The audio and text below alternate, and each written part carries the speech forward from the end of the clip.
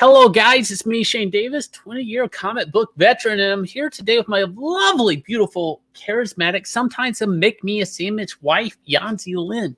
Hi. And today we're about to talk about how the American comic book industry getting its teeth kicked in by manga and anime. But before we get into it, guys, and we go down through some of this delicate information, some of these hard-hitting numbers, please look down below, see that subscribe button. Please hit that. Leave me a comment. Leave me a like, why don't you? And here we go. Boom. Japan manga and comic industry hits record profits for 2020. By the way, they didn't have to add foreign publication sales like the comic industry in the United States has to add in manga and YA novels to make up their sales number. And add in crowdfunding. Don't forget that. They did take account and fluff those numbers with some crowdfunding numbers. So it turns out that the combined market size for Japanese comic, both print and digital, is up more than 20%. Year on year, the market size for Japanese comics is up 23%. And that's a pretty big jump, isn't it? That's like, has there been any growth like that ever for the Western comic market? No, absolutely not. We had a little bit of a boom. I hate to bring this up because I don't think it ages well, but when 9/11 happened and Marvel Comics did some charity books, they put out a 9/11 book a couple of times. There was a Spider-Man issue and then one that was just a bunch of pinups. We actually did see a surge but it's kind of, I'm not sure if that was directed towards actual like people just looking for heroes against like tragedies like that, but there was also a big graphic novel boom roughly around the same time. We did have an increase kind of, but it wasn't an organic increase. It was basically the trade boom. The collected editions basically kind of built a different market, the graphic novel market, whereas before we were the standard floppy edition market. So that's probably the only boom we've had. When digital came into the American comic book industry, we speculated that it would be a new market. We assumed there would be people there. Comixology came in, gobbled up a bunch of the rights to do digital comics with Dark Horse and different companies, and they acquired everything they could, and then they sold themselves to Amazon, and digital has not grown at all. If anything, it led to piracy in the American comic industry. And yeah, so big spikes in growth, probably not since, I would say, the trade boom. That's a very interesting contrast, though. So you said that digital has basically led to lower sales in a way for the American industry.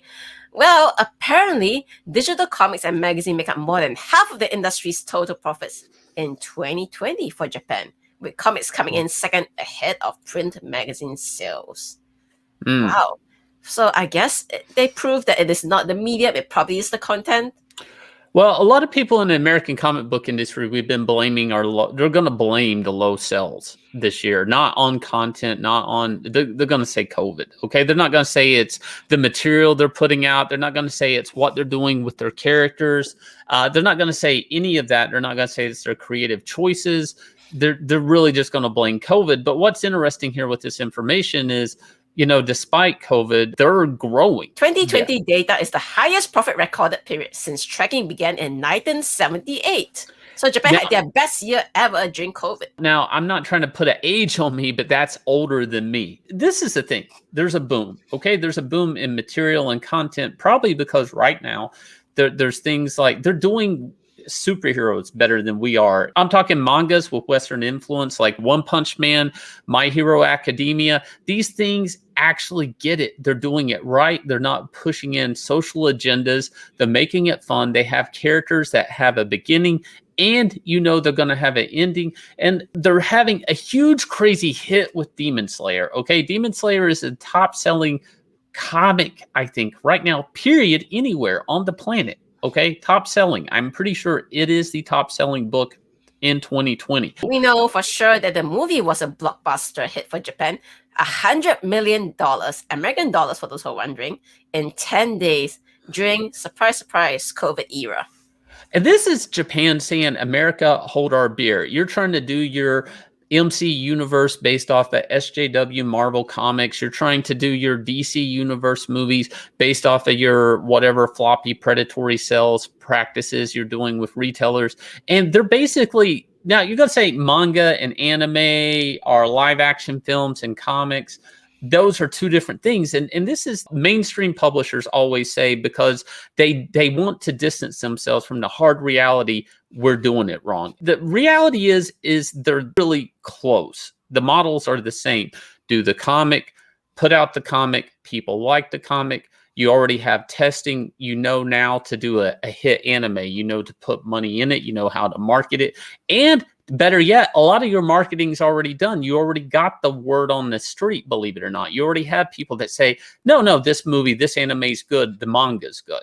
And see, that's really the gem here, is that's the strength behind this model of doing the manga or the comic first. Well, I mean, with Japan, they're making money hand over fist with the manga. But see, getting that pro word on the street is something that will drive people to the anime, drive people to the theaters, like they have with the Demon Slayer movie. I mean, crazy box office, correct?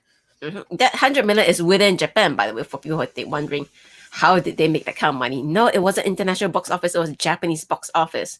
And not surprisingly, we have a new contender. Well, not really a contender. They're not going to catch up with Demon Slayer. But the latest Evangelion movie, the fourth in the series, passed 30 million in the first week at the Japanese box office. To put that in context, the third Evangelion movie, when it opened in 2012, it ended its run with 48.6 million. It ended. And this fourth movie here, it is only in the first week and 30 million already. I'm a little confused if this is going to be the final movie. I think it may be. I'm not 100% sure, though. So it's possible that it's a momentum built up. And from all the toy releases I've seen and everything, it seems like the stakes are high. A lot of characters have changed. Certain Avas, not a lot's left of them. They're kind of chewed up and they have replacement parts. So I'm kind of the camp that this is a hard ending. Now, I think this was also mixed with Toho, and there has been a lot of things they've done in Japan where they've been mixing Godzilla with Evangelion and kind of getting a little bit of cross-pollination here. One of the directors here also famously directed Shin Godzilla. So there could be Godzilla fans jumping on board with this because of the cross-pollination there. I'm not 100% sure, but I'm a big Evangelion fan, so I'm waiting to see this movie as soon as I can. And there's been warnings already shot out against piracy in America, because what do? We pirate stuff. That's what we do. That's something that is an issue. Now, about the manga sales, there's been talks that maybe Warner Brothers, DC Comics, they're looking to manga. Manga is going to be the way of the future. And it's really weird, because manga does everything that we can do in American comics if we would just pull our head out of our butt. Marvel, though, is definitely taking the lead in this. We know that DC announced there's going to be Batman and Joker mangas. Marvel, though, went ahead and licensed a Deadpool manga. Now, it can be read online for free. That is how they are doing this model. And it's the most popular Marvel comic of 2021, apparently, a Deadpool manga. Now, I've flipped through it online. And the interesting thing is that Deadpool, I'm not going to call it grim and gritty, but there definitely is a lot of gore and violence, gratuitous, booty shots and all kinds of stuff. Things that will make the SJWs cry and get a panic attack in the Western market for sure. But the Japanese are like, ha ha ha, funny. This is one of the things to sell entertainment, is maybe don't be so sensitive. Be a little edgy. The idea of entertainment is it's fiction. You can do things that you can't do in real life. There should be situations that seem exotic, strange, and if you have a hero, and maybe every villain is not sympathetic. So with Deadpool, is this a good fit for manga? I don't know. I think it would be fun. The interesting thing here is the creators I don't really see Marvel and DC manga being as successful as corporations probably want them to be. They already know it's not going to be successful. That's why they put it up for free. Right. And so you go, well, why would they do this? And they sell a lot of Deadpool merchandise, I'm sure, in Japan, or they're looking to sell more of it. This is good publicity for Marvel and for Deadpool, two people to Japan. And it's fun reading material. Will it be imported into the United States? Time will tell. and then I'm sure Marvel it won't be free. They'll be charging what they can for it. Or maybe Marvel just wants to be able to brag that they have one of the top selling comics right now between Marvel and DC. I believe it's called manga, not comics, dear. Well, they're gonna say comics. They're gonna try to take credit for this.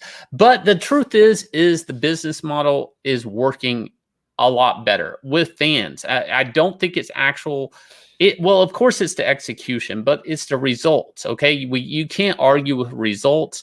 Manga oftentimes doesn't cater to SJW sensibilities. Characters have big boobs.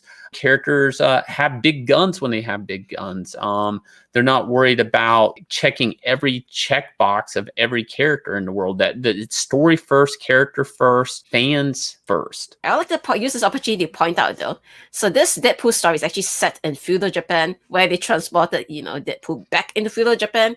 So imagine the SJW outcry when they hear about it. Cultural appropriation. Bad Deadpool. No. Bad Deadpool. Yeah. On that note, guys, please go check out Starlight Cat's Merlion Rising. We are in our last little legs of this, little cat legs. So we're getting ready we're crawling up to 6 figures on this. Get it crawling, cats crawling.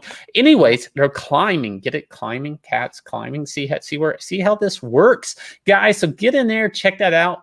Little Girl Big Adventure, Cats in Space, and also look down below, hit subscribe, become a member of the channel. Leave me a comment, share the video. It helps us out tremendously.